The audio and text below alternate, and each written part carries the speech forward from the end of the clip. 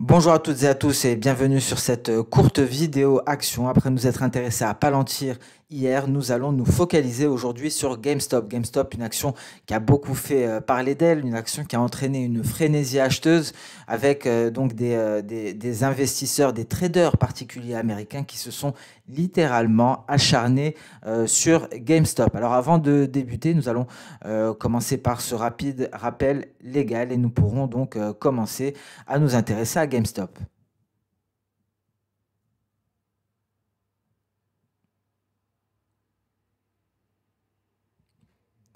Alors, nous allons nous intéresser aux dernières nouvelles, les nouvelles qui ont animé ces derniers jours. Ça a commencé par l'analyse Citron Research qui a conseillé de vendre l'action GameStop, et pour cause des fondamentaux ne plaident pas du tout en faveur d'une hausse. On va en parler un peu plus tard. Par la suite, sur Reddit, un site web communautaire américain, il a été conseillé d'acheter l'action suite à un changement de stratégie, notamment la vente en ligne et la dématérialisation et la nomination de Ryan Cohen au conseil d'administration. Ryan Cohen qui est cofondateur de magasins d'animaux domestiques, mais c'est également un spéculateur militant. Résultat, afflux des traders particuliers américains, ce qui a créé ce que l'on appelle un short squeeze. Alors, que signifie un short squeeze? C'est tout simplement lorsque des vendeurs qui sont en position sont forcés de se débarrasser de leur position short et alimentent de ce fait la hausse car ils sont forcés de racheter l'action, ce qui donc a eu pour conséquence d'entraîner l'action GameStop vers de nouveaux records. Alors il faut noter que vendredi, les échanges ont été stoppés à 4 reprises. Après cette frénésie acheteuse, Citron a été forcé d'abandonner ses positions. Et Telsey Advisory Group, qui a abaissé la note de l'action à vente au lieu d'achat précédemment, c'est-à-dire surperformance.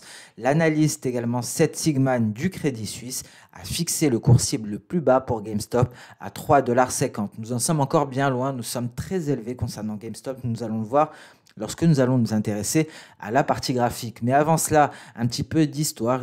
Faisons connaissance donc avec GameStop, cette société dont le siège social est au Texas. C'est une entreprise spécialisée dans la distribution de jeux vidéo et de matériel électronique. Alors pour faire court, en octobre 2008, la société rachète le leader des jeux vidéo en France, Micromania. Et en 2019, la société, un peu plus de 10 ans après, croule sous les dettes et ne parvient pas à trouver de repreneur. En octobre 2020, il y a l'annonce d'un partenariat stratégique pluriannuel avec Microsoft. Microsoft qui n'a d'ailleurs plus de points de vente physiques depuis la fermeture des Microsoft Store. Et donc GameStop intègre à ses magasins pratiquement l'ensemble de l'arsenal technologique de Microsoft et propose l'offre Xbox All Access. Nous allons parler des fondamentaux à présent, maintenant que nous avons fait connaissance avec GameStop, des fondamentaux qui ne justifient aucunement la hausse. Vous pourrez donc le constater avec ses revenus par rapport à l'EPS. Il faut savoir que, à titre d'exemple, sur la dernière décennie, la sortie des nouvelles consoles, ce que l'on appelle le cycle de consoles en 2012-2013, a permis donc de booster quelque peu les chiffres de la société. La vente des accessoires et des jeux d'occasion ont donc permis une légère reprise. Mais il faut noter que le nouveau cycle de consoles ne devrait pas permettre à GameStop de retrouver le chemin de la croissance. Donc vous l'aurez compris, des fondamentaux qui ne justifient pas un achat, des fondamentaux qui ne justifient aucunement la hausse que nous avons pu constater actuellement. Une hausse assez impressionnante avec une action GameStop qui a gagné près de 690% depuis le 13 janvier. On peut le voir ici sur ce graphique. On a eu une flambée des cours de 51% le vendredi 22 janvier avec ce short squeeze, un bond de 140% en première partie de séance justement hier, lundi 25.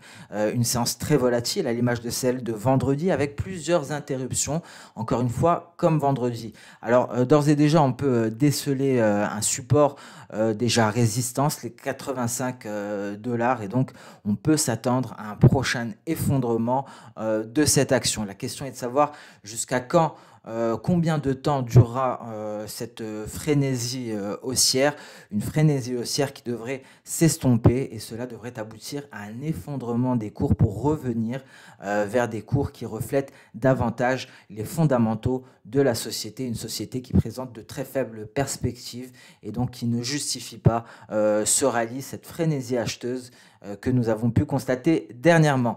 Voilà donc pour cette action, l'action GameStop qui a beaucoup fait parler d'elle. On se retrouve très prochainement pour un prochain focus sur une action, peut-être au cours de l'après-midi ou au plus tard demain. Merci à toutes et à tous pour votre attention. Je vous souhaite une excellente séance de trading. Au revoir.